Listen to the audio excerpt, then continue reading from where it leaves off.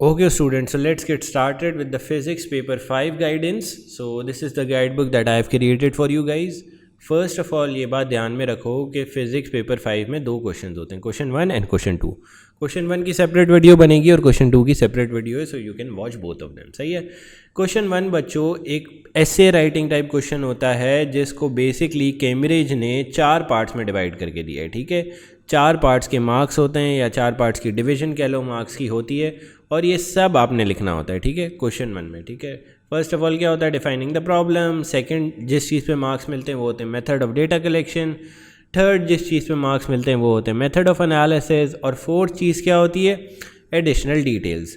अब ये जो ऐसे राइटिंग का प्रोसेस है ना, या लॉन्ग राइटिंग का प्रोसेस है, या right it in terms of a descriptive method, ये बच्चों हम इस तरह केटर करते हैं कि हम 3 पैराग्राफ बनाते हैं. फर्स्ट पैराग्राफ होता है for defining the problem, second paragraph होता है for method of data collection, third paragraph होता है मेथड ऑफ एनालिसिस. अभी टेंशन ना लो, मैं हर चीज़ को डिटेल में एक्सप्लेन करूँगा. अब आप पूछोगे सर ये एडिशनल डिटेल वाला पैराग्राफ कहाँ गया, चौथा पैराग्राफ क्यों नहीं लिखेंगे. बच्चों बेसिकली एडिशनल डिटेल वाली जो भी चीज़ें हैं हम मेथड ऑफ डेटा कलेक्शन और डिफाइनिंग द प्रॉब्लम में लिख देंगे. ठीक है, मोस्टली. सही है, तो इसके लिए अलग से पैराग्राफ नहीं बनता. तो फर्स्ट ऑफ ऑल हम अपनी फर्स्ट हेडिंग देखते हैं, जो कि कौन सी हेडिंग है, डिफाइनिंग द प्रॉब्लम. हम देखते हैं कि यार जो हमारा A2 पेपर 5 है उसमें डिफाइनिंग द प्रॉब्लम से कैम्ब्रिज हमें क्या पूछना चाह रहा है. ठीक है, देखो बच्चों, डिफाइनिंग द प्रॉब्लम वाले पार्ट में हमें 3 चीज़ें करनी होती हैं. First of all we define the independent variable, second of all we define the dependent variable, और थर्डली हम बता देते हैं कि कंट्रोल वेरिएबल कौन से. देखो इंडिपेंडेंट वेरिएबल किस चीज़ को कहते हैं, इंडिपेंडेंट वेरिएबल हम उन वेरिएबल्स को कहते हैं जिनको हम चेंज करते हैं. ठीक है, जिनकी वैल्यूज़ हम चेंज करते हैं, that is called independent variables. जो चीज़ हमारे वेरिएबल के चेंज करने की वजह से चेंज होती है, that is called the dependent variable. और कंट्रोल वेरिएबल्स कौन से होते हैं, that remain constant through out the experiment. ठीक है, अब चलो एक सवाल करके दिखाता हूँ तुम लोग को, एक सवाल करके दिखाता हूँ तो तुम लोग को बहुत ईजीली समझ आ जाएगा. Let's take this example, May June 2023 paper 52. ठीक है, इसमें क्या लिखा हुआ है, a resistor of resistance R is connected in series with coil P. भाई ये रजिस्टर है रेजिस्टेंस आर का, ये कनेक्टेड है सीरीज में with this coil P. Okay, a changing magnetic flux of frequency f in coil causes an electromotive force E to be induced across the terminal of coil Q. भाई magnetic flux की change की वजह से यहाँ पे coil Q में EMF E induced हो रही है. It is suggested that E is related to R by a relationship this. Okay, अच्छा बच्चों, अब बच्चों यहाँ पे V जो है वो पोटेंशियल डिफरेंस है across the resistor and coil P. ठीक है, मतलब इन दोनों चीज़ों के अक्रॉस जो वोल्टेज है दैट इज़ P. ठीक है, नो दैट इज़ V. सही है, ये जो है V voltage, it is the voltage across the resistor and coil P, simple as that. और K and M are constant. सही है, K और M बच्चों हमारे कॉन्स्टेंट्स है. सही है, ये K and this M are constant. सही है, और हमारे पास F क्या है, फ्रीक्वेंसी, V क्या है, voltage across the coil P and R, ये भी हो गया. R है हमारी रेजिस्टेंस, E है हमारा EMF induced across coil Q. अब बच्चों मैंने क्या बताया था, डिफाइनिंग प्रॉब्लम वाले पार्ट में इंडिपेंडेंट, डिपेंडेंट और कंट्रोल वेरिएबल्स डिफाइन करने. ठीक है, इंडिपेंडेंट वेरिएबल्स कौन से होते हैं, जो हम चेंज करते हैं. डिपेंडेंट वेरिएबल्स कौन से होते हैं, जो हमारे वेरिएबल चेंज करने की वजह से चेंज हो रहे हैं. ठीक है, कंट्रोल वेरिएबल्स कौन से होते हैं, जो through out the experiment constant रहते हैं. तो यार देखो मैं एक सिंपल सी ट्रिक बता देता हूँ, ज़िंदगी आसान हो जाएगी.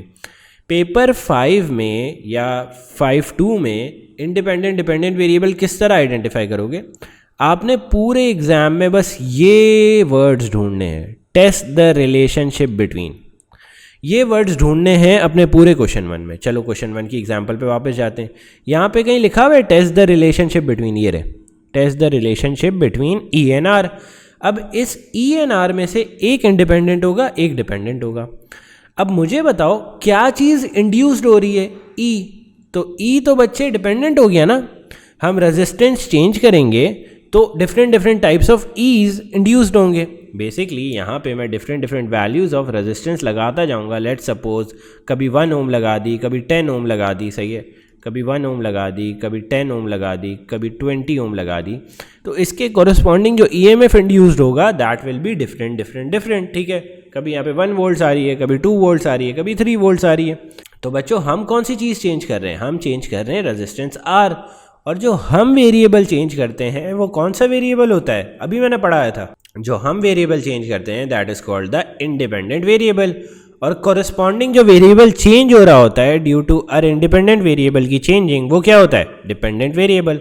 तो बच्चों यहाँ पे हम क्या चीज़ चेंज कर रहे थे? यहाँ पे हम रेजिस्टेंस चेंज कर रहे थे। तो रेजिस्टेंस हमारा इंडिपेंडेंट हो जाएगा वेरिएबल। और रेजिस्टेंस चेंज करने की वजह से क्या चीज़ चेंज हो रही थी? इंड्यूस्ड ईएमएफ ई। तो वो हमारा डिपेंडेंट वेरिएबल हो जाएगा।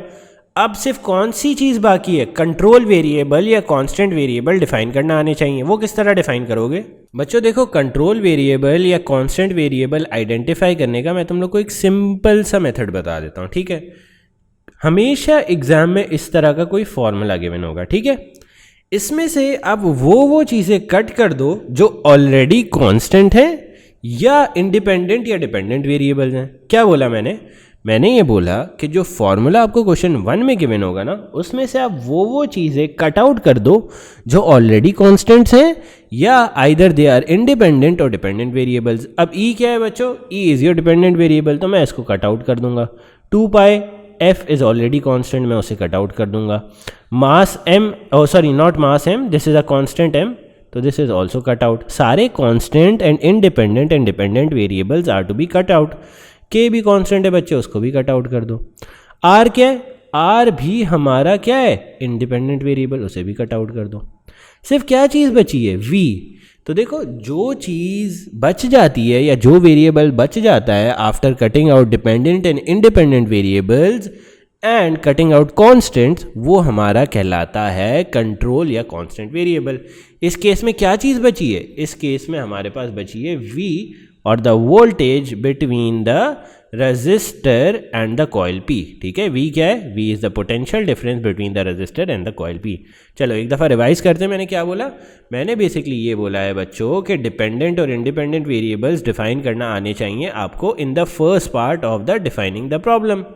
इंडिपेंडेंट वेरिएबल्स कौन से होते हैं? द वेरिएबल्स यू चेंज और very in an experimental procedure.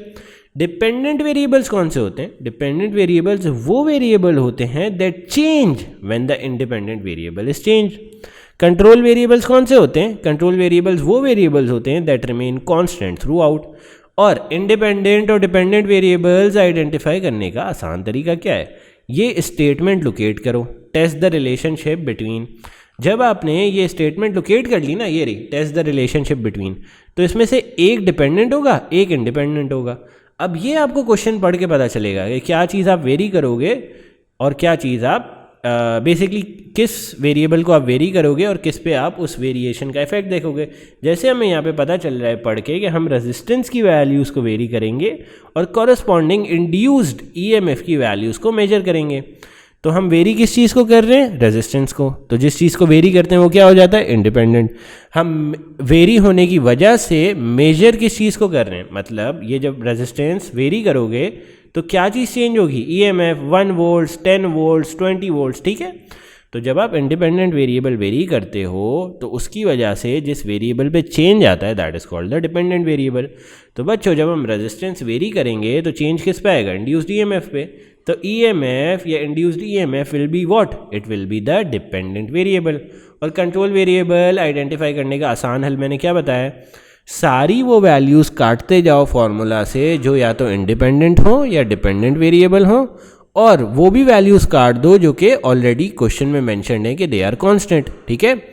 देखो, कंट्रोल वेरिएबल्स या कांस्टेंट वेरिएबल्स आइडेंटिफाई करने का मेथड क्या है, वापस समझ लो।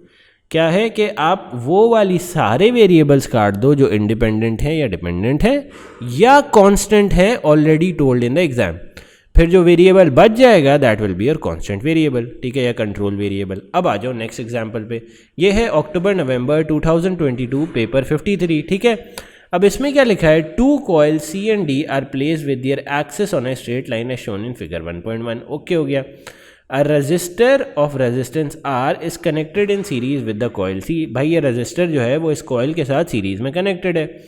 A changing magnetic flux of frequency F in coil C causes an electromotive force E to be induced across the terminals of D। ठीक है भाई, एक changing magnetic flux है C में that causes an electromotive force to be induced in coil D. ठीक है, एक change in magnetic flux है of frequency f in which coil, in C, that causes an EMF in which coil D. अब हमें क्या कह रहा है, it is suggested that EMF induced in coil D E is related to frequency of coil F by the relationship this। ठीक है, ये relationship भी आ गया, where V is the potential difference across resistor R and coil C। V जो है वो potential difference है across resistor R and coil C। P and Q are constants। Test the relationship between E and F। यार E and F का relationship test करना है, तो मुझे बताओ हम इसमें से कौन सी चीज़ वेरी कर रहे हैं। ऑब्वियसली मैग्नेटिक फ्लक्स की फ्रीक्वेंसी, तो इंडिपेंडेंट वेरिएबल कौन सा हो जाएगा, एफ। हम मैग्नेटिक फ्लक्स की जब फ्रीक्वेंसी वेरी कर रहे हैं तो कोरस्पॉन्डिंग में कौन सा वेरिएबल वेरी होगा, ई या इंड्यूस्ड ईएमएफ, तो ये हो जाएगा हमारा डिपेंडेंट वेरिएबल। अब क्या करना है, इस फॉर्मूले को गौर से देखना है और वो वेरिएबल्स कट कर देने हैं जो कि आइदर इंडिपेंडेंट हैं, डिपेंडेंट हैं, या फिर क्वेश्चन में ऑलरेडी स्पेसिफाई है कि ये कॉन्स्टेंट है, जैसे पी एंड क्यू। तो पी को भी मैं कट कर दूंगा, क्यू को भी कट कर दूंगा, और ई और एफ को भी कट कर दूंगा। ठीक है, because they both are independent और डिपेंडेंट, और P and Q are constant. तो दो कौन सी वैल्यूज बच गई, वी एन आर। तो ये आपके कंट्रोल वेरिएबल्स आ गए, सिंपल एज दैट। ठीक है, क्लियर हो गई किस तरह डिफाइन करना है प्रॉब्लम को। देखो क्वेश्चन 1 में, पैराग्राफ 1 में आपको डिफाइन करनी होती है प्रॉब्लम। डिफाइनिंग द प्रॉब्लम में 3 पार्ट्स होते हैं। 3 पार्ट्स कौन से होते हैं भाई डिफाइनिंग द प्रॉब्लम में, आपको आइडेंटिफाई करना होता है इंडिपेंडेंट वेरिएबल, आइडेंटिफाई करना होता है डिपेंडेंट वेरिएबल। ये दोनों वेरिएबल्स आइडेंटिफाई करने की ट्रिक क्या है, एग्जाम में हमेशा क्वेश्चन में ये वाला वर्ड ढूंढो, टेस्ट द रिलेशनशिप बिटवीन। ये जो 2 वेरिएबल्स देगा इसमें से एक इंडिपेंडेंट होगा, एक डिपेंडेंट होगा। तीसरी चीज़ जो आपने डिफाइनिंग द प्रॉब्लम में लिखनी है वो क्या लिखनी है, identify the control variables. Control variables किस तरह आइडेंटिफाई करोगे, अपने dependent variables, independent variables cut करोगे, क्वेश्चन में जो कांस्टेंट गिवन है वो कट करोगे, and then the remaining variable will be your independent variable, sorry control variable. ठीक है, कंट्रोल वेरिएबल किस तरह निकलेगा, जब आप इंडिपेंडेंट और डिपेंडेंट वेरिएबल कट कर दोगे और constants in the equation cut कर दोगे, then the remaining variable will be your control variable या कांस्टेंट वेरिएबल। अच्छा, कभी कभार इस तरह होता है, this is a rare case इस तरह होता है कि कोई यहाँ पे वैल्यू बच ही नहीं रही होती वेरिएबल की, तो फिर आपको दिमाग में एक्सपेरिमेंट इमेजिन करना होता है और सोचना होता है कि what should I keep constant to give me a better result of the experiment. ठीक है, बेसिकली कभी कभार बच्चों ये होता है कि हमारे पास फार्मूला में कोई कंट्रोल वेरिएबल नहीं बच रहा होता, तो फिर हम क्या करते हैं, हम दिमाग में एक्सपेरिमेंट सोचते हैं और सोचते हैं कौन कौन से variables could affect the dependent variable, और उनको फिर कंट्रोल वेरिएबल या कांस्टेंट कर देते हैं। ठीक है, चलो let's move on to the next part. Next part क्या है बच्चों, जो हमने क्वेश्चन 1 में लिखना होता है, method of analysis. This is a last paragraph, but इसकी वर्किंग और इसको जॉट डाउन हम पहले किसी ब्लैंक पेपर पे कर लेते हैं। ठीक है, this is a last paragraph, but इसको हम जॉट डाउन और इसकी प्रिपरेशन हम पहले से ही कर लेते हैं। ठीक है, फर्स्ट पैराग्राफ हमारा कौन सा था, डिफाइनिंग द प्रॉब्लम वाला, और लास्ट पैराग्राफ हमारा कौन सा है, मेथड ऑफ एनालिसिस वाला। देखो अगर मैं तुम लोग को एक टेम्पलेट बना के दूँ ना, तो फर्स्ट पैराग्राफ में बच्चों आप लिखोगे about what, about defining the problem, defining the problem. इसमें क्या आ जाएगा, independent, dependent and control variable. Second paragraph में आप क्या लिखोगे, मेथड ऑफ डेटा कलेक्शन। ठीक है, method of data collection, right, yes, method of data collection आ जाएगा आपका सेकंड पैराग्राफ में। और ये जो लास्ट पैराग्राफ है या थर्ड पैराग्राफ है जो अभी मैंने बताया, वो किस चीज़ से इंक्लूड होगा, method of analysis. Method of analysis भी बहुत इजी है। देखो मेथड ऑफ एनालिसिस हमारा लास्ट पैराग्राफ होगा, बट हम इसकी प्रिपरेशन किसी रफ पेज पे या ब्लैंक पेज पे पहले ही कर लेंगे, बिकॉज ये हमें सेकंड पैराग्राफ में बहुत मदद करने वाला है आगे, अभी देखोगे तुम लोग। ठीक है, देखो अब सेकंड पैराग्राफ, लास्ट पैराग्राफ में लिखते क्या है, या मेथड ऑफ एनालिसिस वाले पार्ट में लिखते क्या है बेसिकली। तो बच्चों मेथड ऑफ एनालिसिस में ना हमने 3 चीज़ें लिखनी होती हैं। Firstly what is plotted on the x axis, what is plotted on the y axis. Second point हमने ये लिखना होता है कि is there any y intercept. जब वाई इंटरसेप्ट नहीं होता तो हम लिखते हैं कि relationship is valid if the line is passing through origin, और जब वाई इंटरसेप्ट प्रेजेंट होता है तो हम कहते हैं कि the relationship is valid if there is a straight line passing through the y intercept. जो भी आता है वो लिख देते हैं उसकी जगह पे। ठीक है, थर्ड पॉइंट जो हमने मेथड ऑफ एनालिसिस में लिखना होता है वो हमने किसी कांस्टेंट की अगर वैल्यू पूछी हुई है ना तो वो देनी होती है। कांस्टेंट की वैल्यू से मुराद ये देखो, यहाँ पे इन्होंने क्या कहा हुआ है, डिटरमाइन अ वैल्यू फॉर ई। इस तरह की वैल्यूज़ जो भी होती हैं वो मेथड ऑफ एनालिसिस में दी जाती हैं। ठीक है, तो चलो एक क्वेश्चन करते हैं, तुम लोग को बेहतर समझ आएगा। ठीक है, मेथड ऑफ एनालिसिस को एक और बात याद रखो, मैंने 3 टाइप्स ऑफ क्वेश्चंस में डिफाइन कर दिया है। एक है जो सिंपल रीअरेंजमेंट ऑफ इक्वेशन होती है, जिसमें सिर्फ आपके पास एक y = mx + c की इक्वेशन होती है, सिंपली रीअरेंज करो, आपको पता चल जाएगा कौन सी चीज़ y एक्सिस पे जाएगी, कौन सी x एक्सिस पे जाएगी और इन कांस्टेंट की वैल्यू क्या होगी। तो first of all in type की इक्वेशन जो सिंपल रीअरेंजिंग से सॉल्व हो जाती हैं, इनको मैं कहता हूँ सिंपल रीअरेंजमेंट या type 1 question of method of analysis. तो इन टाइप 1 क्वेश्चन में बच्चों हम क्या करते हैं कि ये हमारे पास जो इक्वेशन होती है ना, फर्स्ट ऑफ ऑल इसको लिख लो, 2d/v² = m + r / pg - q। ठीक है, अब बच्चों हमने ग्राफ किसके बीच में प्लॉट करना है, m और v के बीच में, और हम क्या डिसाइड कर चुके हैं कि m जो है वो इंडिपेंडेंट वेरिएबल है, डिपेंडेंट वेरिएबल हमारा v है। तो इंडिपेंडेंट वेरिएबल हमेशा कहाँ जाते हैं, x एक्सिस पे। ठीक है, और डिपेंडेंट वेरिएबल हमेशा कहाँ जाते हैं, y एक्सिस पे। तो इस इक्वेशन को हम इस तरह रीअरेंज करते हैं बच्चों कि y एक्सिस पे हमारा v आ जाए और x एक्सिस पे हमारी m की वेरिएबल आ जाए। ठीक है, so let's jot this down here, 2d/v² = m + r / pg - q। अब हमने ना इसको इस तरह की इक्वेशन में कन्वर्ट करना है कि जब मैं इसे y = mx + c से कंपेयर करूं तो y की जगह क्या टर्म्स पड़ी हों, v की, x की जगह कौन सी टर्म्स पड़ी हों, m की, और ग्रेडियंट और कांस्टेंट की वैल्यूज़ निकाल के हमने जो है वो q और r की वैल्यूज़ भी देनी है। ठीक है, तो लेट्स रीअरेंज दिस इक्वेशन। इस इक्वेशन को मैंने यहाँ पे रीअरेंज किया हुआ है, this is a one note की पिक्चर। 1/v² को मैंने यहाँ पे ही रखा, 2d को मैं यहाँ पे मल्टीप्लाई कर दिया मैंने। ठीक है, फिर मैंने क्या किया, मैंने इस फ्रैक्शन को ब्रेक कर दिया। बेसिकली इसको नहीं ब्रेक किया, डिनोमिनेटर सेम रखा, न्यूमरेटर अलग अलग कर दिए, m अलग कर दिया, r अलग कर दिया। फिर इस इक्वेशन को y = mx + c से कंपेयर कर दिया। y की जगह क्या रखा हुआ था, 1/v²। करेक्ट, हमने y एक्सिस पे क्या प्लॉट करनी थी, v की टर्म्स, तो correct, this is correct. v की टर्म्स क्या है, 1/v² will go on the y axis. m की x एक्सिस पे या x की जगह क्या होनी चाहिए थी, m की terms, because it was independent variable. Correct, m ही यहाँ पे रखा हुआ है और हमने यहाँ पे इक्वेशन में भी m को x एक्सिस पे प्लॉट कर दिया।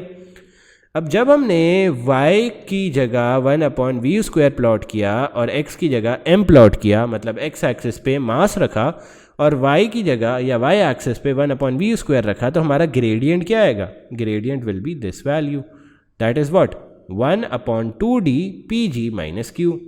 और हमने किन दो वेरिएबल्स की वैल्यूज़ निकालनी थी बच्चों, किन दो कांस्टेंट की वैल्यू निकालनी थी, q और r। तो लेट्स रीअरेंज द ग्रेडियंट की इक्वेशन टू कैलकुलेट q। ये हमारे पास क्या हो गया, gradient multiplied by 2d।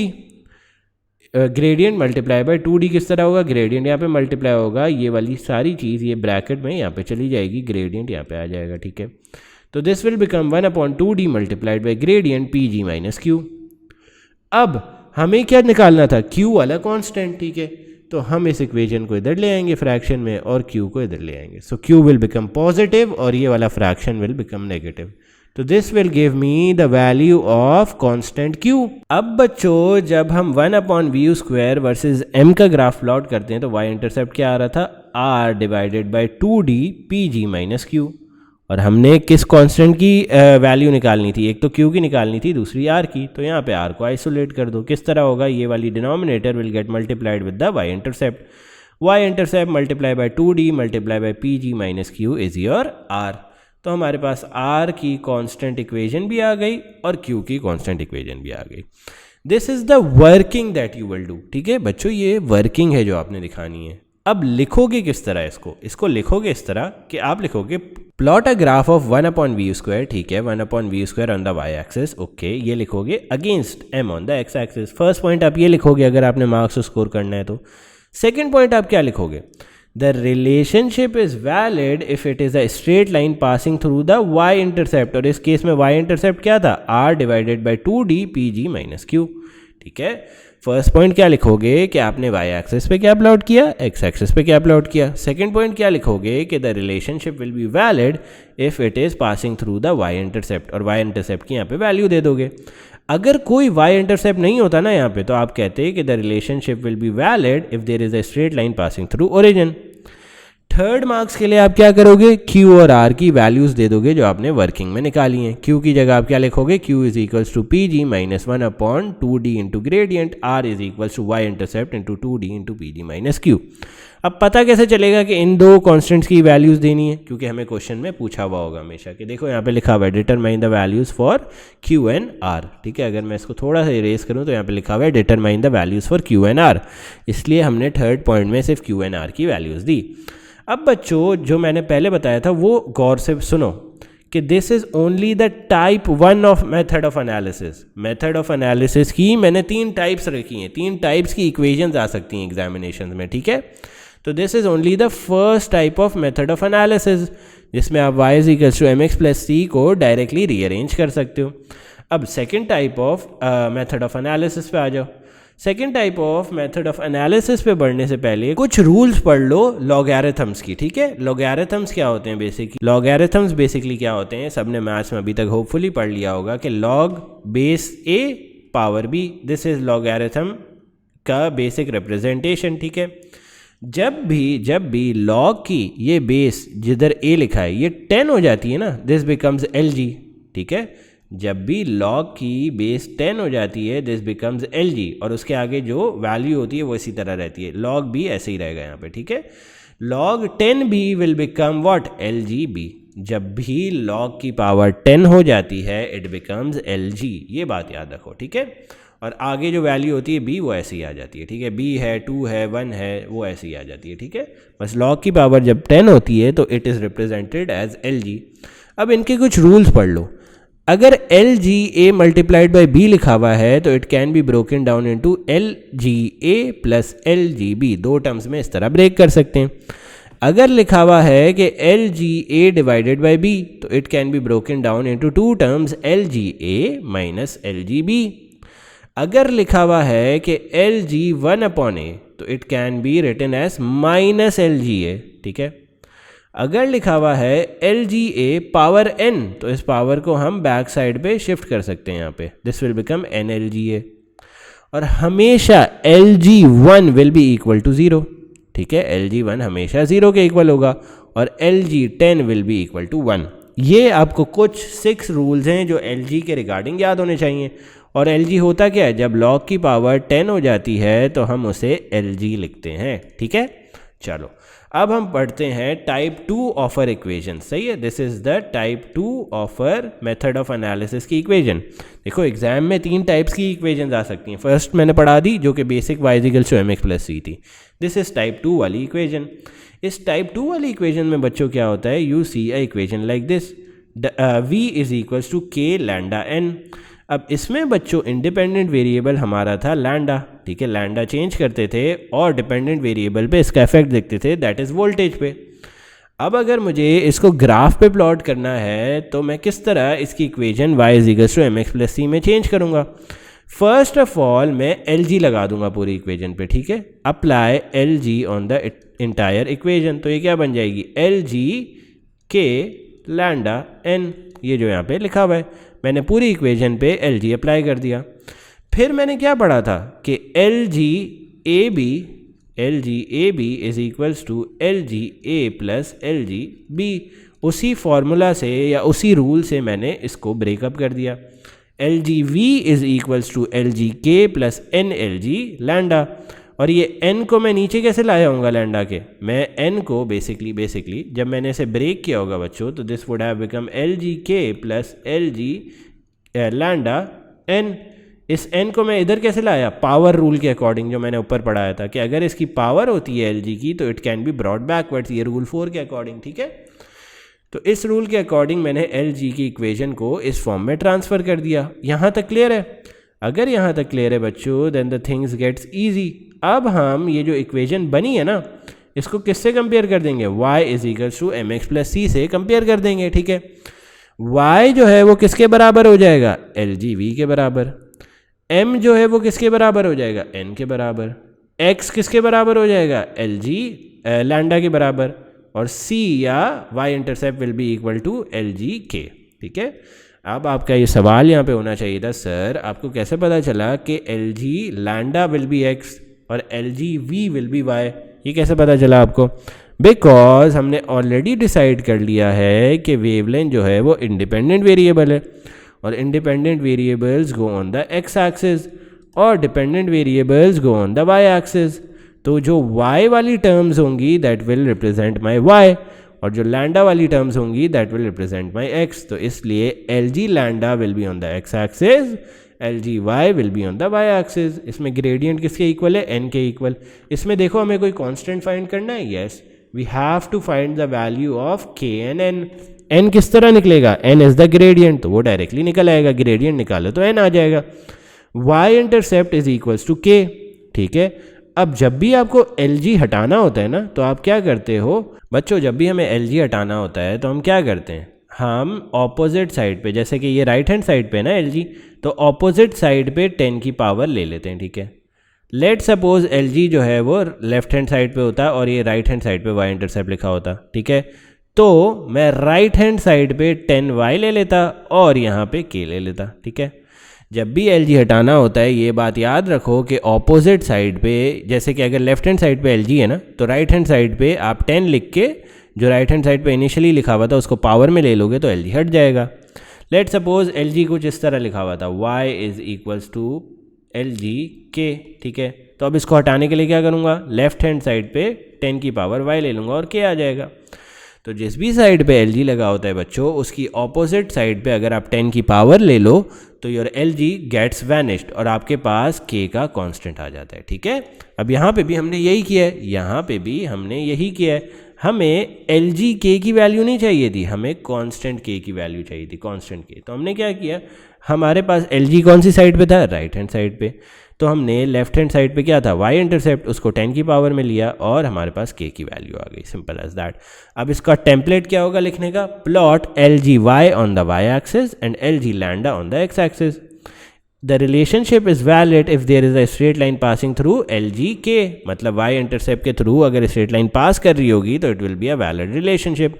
Gradient किसके इक्वल होना चाहिए, n के, और जो आपका 10y इंटरसेप्ट है it should equal the constant k। ठीक है, चलो अब मूव करते हैं टाइप 3 ऑफ इक्वेशंस पे। इन इक्वेशंस में बच्चों ज़रूर ज़रूर ज़रूर हमारे पास e आ रहा होता है। ठीक है, इन इक्वेशंस में बेसिकली 3 टाइप्स ऑफ इक्वेशन आती हैं for method of analysis. First होती थी y equals to mx plus c वाली, सेकेंड होती थी lg वाली। अब ये थर्ड वाली जो इक्वेशन है ना, उनमें यू विल नोटिस कि हमेशा e की आपको एक्सपोनेंट की जो है वो सिंबल दिखेगी। ठीक है, जब भी आपको एक्सपोनेंट की सिंबल दिखेगी बच्चों, this is the third type of equation, और उसको सॉल्व करने का बिल्कुल सिमिलर तरीका है। बट अब टाइप 2 में जैसे हम lg लगाते थे ना, यहाँ पे हम ln लगाएंगे। ln क्या होता है भाई, ln वो चीज़ होती है जब log की पावर e हो जाए। जब log की पावर e हो जाए तो we said it as ln b। जब log की पावर 10 हो जाए तो हम क्या कहते हैं, lg b। ठीक है, b बेसिकली एक कांस्टेंट है, उसकी जगह कुछ भी रख सकते हो। तो ln के रूल्स क्या हैं, वो भी सिमिलर है। ln a b is equals to ln a plus b, ln a divided by b is equals to ln a minus b। ln 1 divided by a किसके इक्वल होता है, माइनस ln a के। और ln a power n क्या कर सकते हो, shift कर सकते हो इसकी भी पावर। ठीक है, ln 1 भी जो है वो 0 के इक्वल होता है, ये प्रॉपर्टी चेंज है बस। ln e जो है वो 1 के इक्वल होता है। ठीक है, ये प्रॉपर्टी चेंज है। ऊपर क्या था, lg10 जो है वो 1 के इक्वल होता है। ठीक है, डू रिमेंबर दिस, ये बस डिफरेंस है। जब भी आपको अपनी इक्वेशन में एक्सपोनेंट नहीं दिखे तो आप लगाओगे lg। जब भी आपको अपनी इक्वेशन में एक्सपोनेंट दिखे e का साइन, जैसे कि यहाँ पे e का साइन है, तो आप क्या लगाओगे, ln। ठीक है, अब यहाँ पे मुझे इस इक्वेशन को y is equal to mx plus c की फॉर्म में लाना है, तो मैं क्या लगाऊंगा, ln या lg। ऑब्वियसली ln, क्योंकि मैं इक्वेशन में e को देख सक रहा हूँ, तो मैं ln लगाऊंगा बोथ साइड्स पे। और यहाँ पे मुझे कौन सा कांस्टेंट निकालना है, अल्फा। ठीक है, अल्फा भी मुझे निकालना है along with creating the equation y is equal to mx plus c।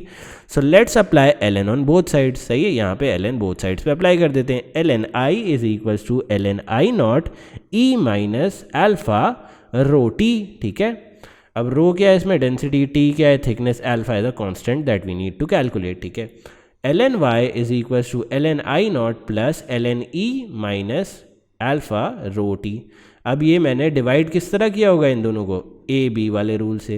ln A B is equals to what, ln a plus ln b। इस रूल से मैंने दोनों को सेपरेट किया है, ठीक है। अब मैं पावर रूल से ये वाली पावर इस साइड पे ले आता हूँ, ठीक है। और मैंने क्या पढ़ा है, ln e किसके इक्वल था, सिक्स्थ लॉ क्या पढ़ा है मैंने, ln e was equals to 1, तो 1 रख देंगे यहाँ पे। ये क्या बच जाएगा, माइनस अल्फा रो टी, ठीक है। हमने बच्चों ग्राफ किस चीज़ के बीच में बनाना था, याद है, डिपेंडेंट इंडिपेंडेंट वेरिएबल क्या था यहाँ पे, थिकनेस। तो this would be on the x axis, ठीक है, t would be on the x axis. Dependent variable क्या था, i, this would be on the y axis.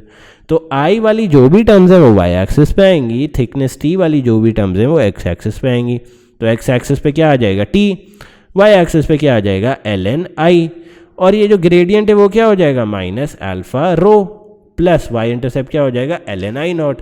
तो gradient divided by rho negative will give you alpha का answer. और alpha ही वो constant था जो हमने निकालना था, ये रहा अल्फा ही वो कांस्टेंट था जो हमने निकालना था।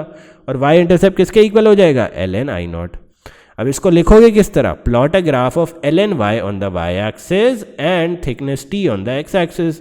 The relationship is valid only if there is a straight line passing through ln i naught. सही है, क्लियर है। और क्या लिखोगे, यहाँ पे कांस्टेंट की वैल्यू कौन सी देनी थी, अल्फा की, तो क्या लिखोगे, alpha is equal to gradient divided by negative density. तो this will give you a 3 on the method of analysis. अब बढ़ते हैं हमारे सेकेंड पार्ट की तरफ, that is what, method of data collection. और इसी पैराग्राफ में या इसी पार्ट में आप एडिशनल डिटेल्स भी लिख दोगे, ठीक है। तो बच्चों एडिशनल डिटेल्स के ना A2 के पेपर 5 में 2 ही मेन पॉइंट्स होते हैं। First of all safety precautions and stating, देखो first of all safety precautions आते हैं एडिशनल डिटेल्स में, second of all sources of errors and how to avoid it, ठीक है। अब बढ़ते हैं मेथड ऑफ डेटा कलेक्शन पे। देखो बच्चों method of data collection actually काफ़ी लॉजिकल है, ठीक है। और सेकंड पैराग्राफ बेसिकली हमारा यही होगा। मेथड ऑफ डेटा कलेक्शन में हम क्या करते हैं, फर्स्ट ऑफ ऑल हम एग्जामिनर को बताते हैं कि यार इंडिपेंडेंट वेरिएबल कैसे वेरी करेंगे और किस तरह मेजर करेंगे। 2 चीज़ें हो गई। देखो मेथड ऑफ डेटा कलेक्शन में फर्स्ट ऑफ ऑल हम एग्जामिनर को क्या बताते हैं कि इंडिपेंडेंट वेरिएबल किस तरह वेरी करेंगे और किस तरह मेजर करेंगे। थर्ड पॉइंट क्या बताते हैं कि जो इंडिपेंडेंट वेरिएबल आप वेरी करोगे उसकी वजह से जो डिपेंडेंट वेरिएबल वेरी करेगा उसको कैसे मेजर करोगे। बेसिकली डिपेंडेंट वेरिएबल को मेजर करने का तरीका भी आपको इसी पार्ट में बताना है। फोर्थ चीज़ आपने क्या बतानी होती है इधर कि जो कंट्रोल वेरिएबल्स हैं उनको किस तरह कंट्रोल में रखोगे, ठीक है, कांस्टेंट किस तरह रखोगे। फिफ्थ चीज़ आप यहाँ पे क्या करते हो, you draw a label diagram, ठीक है। आपने मेक श्योर करना है कि यू लेबल एवरीथिंग। और इसी पार्ट में आप एडिशनल डिटेल्स भी देते हो। अभी मैंने थोड़ी देर पहले बताया था कि एडिशनल डिटेल्स में आप क्या क्या लिखते हो, safety precautions and sources of error and how to avoid it, ठीक है। तो देखो एक दफ़ा वापस सुन लो। मेथड ऑफ डेटा एनालिसिस में हम क्या क्या करते हैं, हम डिफाइन करते हैं how to vary the independent variable और how to measure the independent variable. ये 2 पॉइंट हो गए। तीसरा पॉइंट होता है कि how do we measure the dependent variable. चौथा पॉइंट बच्चों ये होता है कि how do we control the control variables, ठीक है। और पांचवा हम क्या करते हैं मेथड ऑफ डेटा कलेक्शन में, we draw a label diagram. अच्छा, एडिशनल डिटेल्स भी यहाँ पे मेथड ऑफ डेटा एनालिसिस में ही आती हैं and they include what, safety precautions and sources of error and how to avoid it. देखो अब एक और बात समझो, मेथड ऑफ डेटा कलेक्शन ना कोई एब्सोल्यूट आंसर आपको नहीं सिखा सकता। जैसे मेथड ऑफ डेटा एनालिसिस, ठीक है, मेथड ऑफ डेटा एनालिसिस जो लास्ट पैराग्राफ था, ये देखो यहाँ पे ये क्या हेडिंग डाली थी मैंने यहाँ पे, if I come up here, method of data analysis and defining the problem, ठीक है। ये देखो defining the problem and method of analysis, इन दोनों के ना बिल्कुल स्पेसिफिक स्टेप्स हैं जो आपने एग्जाम में करने हैं। मेथड ऑफ डेटा कलेक्शन एक बहुत ही वास्ट टॉपिक है और इसके ना कोई आपको स्टेप्स नहीं बता सकता कि क्या लिखना है। It is very large and wide, ठीक है। आपको खुद अपनी मर्जी से सोच सोच के एग्जाम में ये करना है। तो चलो मैं इसके कुछ एग्जाम क्वेश्चंस कराता हूँ, होपफुली चीज़ें क्लियर होंगी, ठीक है। और फिर मैं एक ट्रिक बताऊंगा तुम लोगों को कि किस तरह यू कैन एस दिस वाला part, method of data collection वाला पार्ट, ठीक है। ये इतना भी मुश्किल नहीं है, you can ace method of data collection वाला part with one simple trick, ठीक है। चलो फर्स्ट ऑफ ऑल कुछ एग्जाम क्वेश्चंस। तो बच्चों फर्स्ट ऑफ ऑल आ जाओ इस क्वेश्चन पे। This is the paper February March 2019 question 1, ठीक है। इसका क्वेश्चन 1 पढ़ते हैं भाई। इसमें क्या लिखा हुआ है, a student investigates the behaviour of a capacitor register circuit, ठीक है। स्टूडेंट जो है वो इस सर्किट का बिहेवियर ऑब्जर्व कर रहा है। A neon flashes on and off when it is connected across the capacitor, ठीक है। A neon flash कहाँ कनेक्ट हुआ है, across the output। यहाँ पे हम एक बल्ब बना देंगे जब हम अपनी लेबल डायग्राम बना रहे होंगे। With a potential difference VF across the lamp of approximately 90 volts, ठीक है। ये जो VF across this lamp आ रहा है, this is 90 volts, ठीक है। The student has a number of unmarked resistors, भाई इसके पास varying resistance की values हैं, ठीक है। It is suggested that the time t of the flashes of the lamp is related to the resistance of the resistor by the expression, ठीक है। वो कह रहा है कि यार ये जो टाइम पीरियड ऑफ फ्लैशेज है ना यहाँ पे लैम्प की, it is related to the resistor, ठीक है। थोड़ी बहुत अंदाज़ा हो रहा है हमें क्या पूछने वाला है ये, और इसने हमें एक एक्सप्रेशन दे दिया t is equals to R C K, where c is the capacitance and k is a constant, okay हो गया। k constant is further given by this equation, okay हो गया। इसमें हमारे पास VF क्या था, the potential difference across the output, ठीक है। VF is the potential difference across the output. VI क्या था, VI is the potential difference across the input, ठीक है। और VL क्या है, VL इज अ कांस्टेंट। तो सारी चीज़ें तकरीबन डिफाइन हुई हुई हैं। हमने फर्स्ट ऑफ ऑल क्या करना है, डिज़ाइन एन एक्सपेरिमेंट। चलो design an experiment to test the relationship between T and R। मतलब T एंड R में से कोई एक चीज़ डिपेंडेंट होगी और दूसरी इंडिपेंडेंट होगी। देखने से क्या लग रहा है, हम क्या चीज़ वेरी करेंगे, रेजिस्टेंस। तो R will become what, R will be R independent, ठीक है। और वेरी क्या करेगी चीज़, R के वेरी करने की वजह से time of flashes, so time T becomes a dependent variable. तो बच्चों अगर time T is dependent variable, R is independent variable और हमारा K इज़ अ कांस्टेंट, तो क्या चीज़ हमारी कंट्रोल वेरिएबल के लिए बच गई, C कैपेसिटेंस, ठीक है। तो फर्स्ट पार्ट हमने कर दिया, फर्स्ट पैराग्राफ हमारा कंप्लीट हो गया। Let's see how I right it down, ठीक है। ये देखो यहाँ पे मैंने क्या लिखा है, R is the independent variable, T is the dependent variable, control variable क्या है, कैपेसिटेंस एंड इनिशियल वोल्टेज। अच्छा इनिशियल वोल्टेज भी जो है वो कांस्टेंट रखना था, ठीक है। So we miss this part. तो इनिशियल वोल्टेज भी जो है हमने कांस्टेंट रखना था, ठीक है। अब आते हैं पार्ट 3 की तरफ। पार्ट 3 मैंने बताया था ना, पैराग्राफ 3 हम पहले ही जॉट डाउन कर लेंगे या पहले ही मैप आउट कर लेंगे बिफोर डूइंग पैराग्राफ 2। तो बच्चों after defining the problem that is paragraph 1, अब हम किसकी तरफ जंप कर रहे हैं, method of analysis that is paragraph 3। अब अगर गौर से देखो तो R अगर इंडिपेंडेंट वेरिएबल है तो ये कौन से एक्सेस पे जाएगा, एक्स एक्सेस पे। T इंडिपेंडेंट वेरिएबल है तो ये कौन से एक्सेस पे जाएगा, वाई एक्सेस पे। और इनका ग्रेडियंट क्या होगा, will be equal to C upon K। और हमने इसमें कोई कांस्टेंट फाइंड करना है, yes we have to find the constant K and VL। तो K किसके इक्वल हो जाएगा, gradient divided by the capacitance C, ठीक है। और VL जो है वो थोड़ा सा कॉम्प्लिकेटेड है, so I will tell you in the working. यहाँ पे मैंने वर्किंग की हुई है टू सेव सम टाइम। तो हम क्या करेंगे, मेथड ऑफ एनालिसिस में हमने ये तो निकाल लिया था कि प्लॉट करेंगे R on the x axis and T on the y axis. The relationship will be valid if it is a straight line passing through origin, क्योंकि वाई इंटरसेप्ट हमारा कुछ नहीं है, so it must be valid if it is passing through origin and it is a straight line, ठीक है। K constant की value क्या आ रही है, it is equal to gradient divided by C that is capacitance. और हमने एक और कांस्टेंट निकालना था दैट वाज VL। वो किस तरह निकलेगा, फर्स्ट ऑफ ऑल तो हम अगर यहाँ पे ln लगा हुआ है राइट हैंड साइड पे, तो इस ln को हटाने के लिए हम क्या करेंगे, लेफ्ट हैंड साइड पे E लगा देंगे और लेफ्ट हैंड साइड पे जो इनिशियल वैल्यूज़ होंगी वो पावर में चली जाएंगी। तो अगर यहाँ पे हमें ln हमें हटाना है तो हम राइट हैंड साइड पे E लगा देते हैं, सॉरी लेफ्ट हैंड साइड पे E लगा देते हैं। और K जो है जो कि ऑलरेडी पड़ा हुआ था लेफ्ट हैंड साइड पे, it comes in the power. This is equals to VI minus VL divided by VI minus VF। हमने क्या चीज़ निकालनी है बच्चों, if I mark it with a distinct pen, VL निकालना है हमने, ठीक है। VL निकालने के लिए क्या करेंगे हम, VL निकालने के लिए बच्चों हम इस इक्वेशन को रीअरेंज करते हैं। V I minus we f यहाँ पे मल्टीप्लाई हो जाएगा और यहाँ पे आके माइनस हो जाएगा और this V L will come on the left hand side, so it will become positive.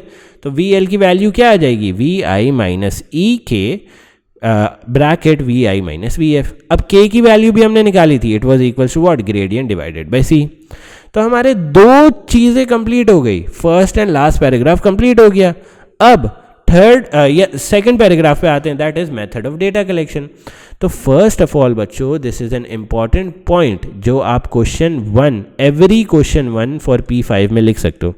Paper 5 के हर क्वेश्चन में आप ये पॉइंट लिख सकते हो, व्हाट, कि take a trial reading of time for a random value of resistor, this is to ensure that time t is not too small. देखो first of all before starting experiment आप हमेशा एक trial reading लेते हो to ensure कि जो आपके पास dependent variable आ रहा है वो टू स्मॉल तो नहीं है, टू लार्ज तो नहीं है, ठीक है। ये वेरीफाई करने के लिए you always take a trial reading, और ये वाला point can go in every paper 5। Obviously आप ये नहीं लिखोगे कि take a trial reading of time t, you will basically structure it according to your question, but ये ट्रायल रीडिंग जो है ना आप हर पेपर 5 के क्वेश्चन में लिख सकते हो अबाउट, ठीक है। आप लिख सकते हो कि take a trial reading about this this that that, ठीक है। तो ये ट्रायल रीडिंग वाला part you can write in every paper 5, ठीक है। सेकेंड पॉइंट आप क्या लिखोगे, second point you will write के now vary the resistors and calculate या मेजर द, बल्कि मेजर बेटर वर्ड होगा, measure the time T for 10 flashes using a stop watch, ठीक है। बच्चों अब आप क्या करोगे, डिफरेंट रजिस्टर्स प्लेस करोगे and you will measure the time for 10 flashes. अच्छा यहाँ पे मैं आपको डायग्राम भी समझा देता हूँ। देखो हमने basically method of data analysis में क्या करना था, वेरी करनी थी रेजिस्टेंस और मेजर करनी थी रेजिस्टेंस, ठीक है, because it was the independent variable. तो रेजिस्टेंस डायरेक्टली मेजर करोगे तो it is considered bad in P5। इससे बेहतर होता है कि आप एक वोल्ट मीटर लगा लिया करो like this in parallel to the resistor, और एक एम मीटर लगा लिया करो in series to the resistor. एक से आपको वोल्टेज की रीडिंग आ जाएगी, एक से करंट की रीडिंग आ जाएगी, V/I का फॉर्मूला लगा के you can calculate the resistance. दूसरा हमने क्या किया, यहाँ पे हमने कैपेसिटेंस भी मेजर करनी थी तो हमने उसके साथ एक डिजिटल मल्टीमीटर लगा दिया है, ठीक है। दूसरा हमने यहाँ पे एक नियॉन लैम्प या फिर फ्लैश भी प्लेस कर दिया है, ठीक है। यहाँ पे एक स्टॉप वॉच है to measure the time for 10 flashes, ठीक है। और ये जो वोल्टेज इनपुट है इसके अक्रॉस भी मैंने वोल्ट मीटर लगा दिया है। Why, because we need voltage input की वैल्यू। अगर ऊपर जाके देखो तो हमें सिर्फ ये बताया हुआ है कि voltage input VI is the potential difference across the input, और हमने कंट्रोल वेरिएबल में उसको कांस्टेंट रखा है, बट उसकी वैल्यू अभी तक हमने किसी तरह मेजर नहीं की। VF अगर देखो तो वो हमें इनिशियली गिवन है, दैट इज़ 90 वोल्ट्स, उसके अक्रॉस वोल्ट मीटर लगाने की ज़रूरत नहीं है। बट VI जो है वो कांस्टेंट है, बट उसकी वैल्यू हमें गिवन नहीं है, तो हमने उसके अक्रॉस भी वोल्ट मीटर लगा दिया, ठीक है। अब आ जाओ नेक्स्ट स्टेप्स पे। हमने क्या किया, डिफरेंट अमाउंट ऑफ रजिस्टर्स रखे और मेजर किया टाइम फॉर 10 फ्लैशेज। फिर हमने ये फॉर्मूला लगाया T is equals to T10 divided by 10 to calculate the time for 1 flash, ठीक है। अभी मैंने बताया था कि रजिस्टर की रेजिस्टेंस डायरेक्टली मेजर करना is considered bad in the paper 5। तो हम क्या करते हैं, वोल्ट मीटर और एम मीटर लगाते हैं, वोल्टेज और करंट की वैल्यूज़ मेजर करते हैं और फिर ये वाला फॉर्मूला लगाते हैं V/I is equals to R, ठीक है। अच्छा अब ये वाला जो पॉइंट है ना, this can also be written in every P5, paper 5, हर पेपर 5 में we can write this point. ये वाला ट्रायल रीडिंग वाला एंड एवरेज रीडिंग वाला can be written in every paper 5 का क्वेश्चन। क्या लिख सकते हो, repeat experiment for each value of R and calculate average T, ठीक है। आपने एक्सपेरिमेंट बेसिकली हर वैल्यू ऑफ रेजिस्टेंस के लिए वापस करना है और एक और वैल्यू निकालनी है T की, और फिर उन दोनों T की वैल्यूज़ का एवरेज लेना है। बेसिकली आपको पता है ना रैंडम एरर्स किस तरह रिड्यूस होते हैं, by taking averages of multiple readings, तो वही हम यहाँ पे कर रहे हैं, ठीक है। अच्छा हमने यहाँ पे फिर क्या लिखा हुआ है, calculate capacitance using a digital multimeter. ये मैंने ऊपर भी डायग्राम में एक्सप्लेन किया था। यहाँ पे एक सेफ्टी प्रिकॉशन क्या होगा, wear insulating gloves to prevent electric shock. Simple तरीन ये आपका 14 या 13 to 14 मार्क्स मिल जाएंगे आपको इसमें आउट ऑफ 15। सिंपल तरीन आंसर आपने लिखा है, कोई कॉम्प्लेक्सिटी नहीं डाली इसमें, ठीक है। Now let's move on to another example. एक और एग्जाम्पल देख लेते हैं ताकि तुम लोगों का दिमाग खुले। इसमें बच्चों लिखा हुआ है कि student is investigating the reflection of light, ठीक है, using a compact CD, okay ठीक है। The student observes on the screen a pattern of maximas and minimas which is similar to that produced by a diffraction grating. Okay, the distance h is used to measure to one of the maximas. Okay, it is suggested that the relationship between h and the wavelength of the incident light is given by this. ठीक है, h और wavelength के बीच का relation is given by this, where n is the order of maxima and d and b are constants. Okay, हमने बच्चों क्या करना है, हमने बेसिकली h एंड लैंडा के बीच में रिलेशनशिप निकालना है. तो मतलब इनमें से एक जो है वो इंडिपेंडेंट होगा और एक जो है वो डिपेंडेंट होगा. क्या लगता है क्या चीज़ हम वेरी कर सकते हैं, हम वेरी कर सकते हैं wavelength. So wavelength will be our independent और h क्या होगा, विल बी अर डिपेंडेंट, क्योंकि जिस तरह से आप वेवलेंथ वेरी करोगे आपकी h height will also get varied. तो इंडिपेंडेंट हो जाएगा वेवलेंथ, डिपेंडेंट हो जाएगी हमारी h. तो बच्चों h और लैंडा को कैंसिल आउट कर देते हैं, d और b को भी कैंसिल आउट कर देते हैं. तो रिमेनिंग वेरिएबल कौन सा है, n, ऑर्डर ऑफ मैक्सिमा. तो order of maxima will be our control variable. एक और चीज़ क्या कंट्रोल होगी यहाँ पे, देखो रिफ्लेक्शन ऑफ लाइट है ना, तो angle of incidence will also be control. ठीक है, जिस एंगल ऑफ इंसिडेंस से पहली वेवलेंथ जा रही है उसी एंगल ऑफ इंसिडेंस से सारी वेवलेंथ भी जानी चाहिए. ठीक है, वरना हाइट जो है वो डिस्टर्ब हो जाएगी. ठीक है, तो ये तो हमने कर लिया हमारा first part, that is defining the problem. अब आते हैं थर्ड पार्ट पे या फिर लास्ट पैराग्राफ पे, that is method of analysis. ठीक है, इसको थोड़ा सा हम रब करते हैं. तो अगर आप इसे गौर से देखो तो हमें डिपेंडेंट वेरिएबल कौन सा था, h, तो हमें y एक्सिस पे क्या प्लॉट करना होगा, h. इंडिपेंडेंट वेरिएबल कौन सा था, लैंडा, तो x एक्सिस पे क्या प्लॉट हो जाएगा, लैंडा. ग्रेडियंट किसके इक्वल आ जाएगा, n अपॉन d. हमने कौन सा कांस्टेंट निकालना था, d. तो let's rearrange this value, d is equals to n divided by gradient. और एक और कांस्टेंट कौन सा निकालना था, b. तो b हमारा क्या हो जाएगा, y इंटरसेप्ट. ठीक है, तो बच्चों ये हमने क्या डिफाइन कर दिया, ये हमने मेथड ऑफ एनालिसिस या लास्ट प्रॉब्लम जॉट डाउन कर लिया. अब देखते हैं इसको लिखा किस तरह है. मैंने इस तरह लिखा है कि plot lambda on x axis and h on the y axis. The relationship is valid if it is a straight line passing through the y intercept. और इस केस में y इंटरसेप्ट क्या है, b. और d की value किस तरह निकलेगी, अभी निकाली है, n divided by gradient. b क्या होगा, y इंटरसेप्ट. ठीक है, ये हमने दो पार्ट्स कर लिए. अब हम आते हैं हमारे मिडल या सेकेंड वाली पैराग्राफ पे, that is method of data collection. ठीक है, अच्छा, मेथड ऑफ डेटा कलेक्शन में फर्स्ट ऑफ ऑल ये डायग्राम देख लो. डायग्राम में मैंने क्या किया है कि एक क्लैंप लगाया है, उससे एलईडी या लैंप को होल्ड करवाया है, बिकॉज ऑब्वियसली एलईडी या लैंप को हवा में डायरेक्ट नहीं छोड़ सकते. उसके बाद मैंने यहाँ पे दिखा दिया एंगल ऑफ इंसिडेंस ये है, रिफ्लेक्शन ये है, ये सीडी यहाँ पे पड़ी है और यहाँ पे स्क्रीन पे हिट कर रही है. अब हमें h मेजर करने के लिए भी कोई ना कोई चीज़ तो चाहिए होगी. So I applied a metre rule here. यहाँ पे मैंने मीटर रूल दिखा दिया है विद अ क्लैंप. ठीक है, अब मेथड ऑफ डेटा कलेक्शन को थोड़ा डिटेल में पढ़ते हैं. चेंज वेवलेंथ, वेवलेंथ को चेंज करो by using different colour LEDs. कभी वॉयलेट कर लो, कभी रेड कलर एलईडी यूज़ कर लो. ठीक है, ऑल्सो मैं यहाँ पे एक पॉइंट भूल गया हूँ, यू कैन राइट हियर के ट्रायल रीडिंग्स लो. ठीक है, trial readings low, you can right it here. ठीक है, ये पॉइंट आएगा इधर.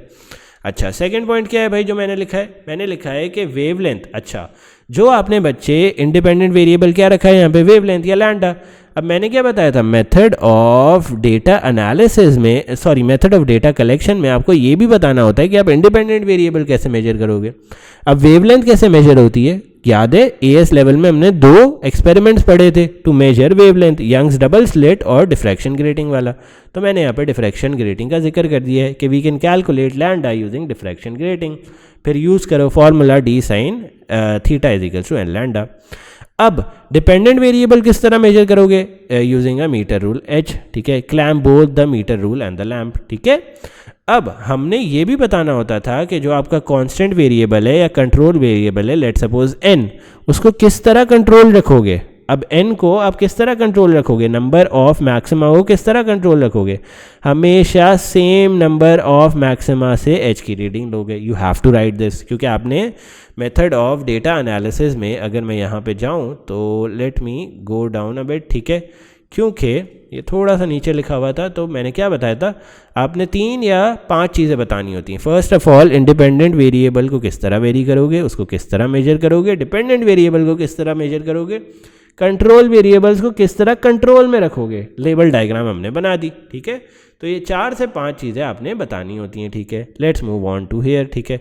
अब आप यहाँ पे रिपीट वाला पार्ट भी लिख सकते हो, जो मैंने आपको बताया कि it can be applied to every P5 का paper. Repeat the experiment for every value of lambda and calculate average H.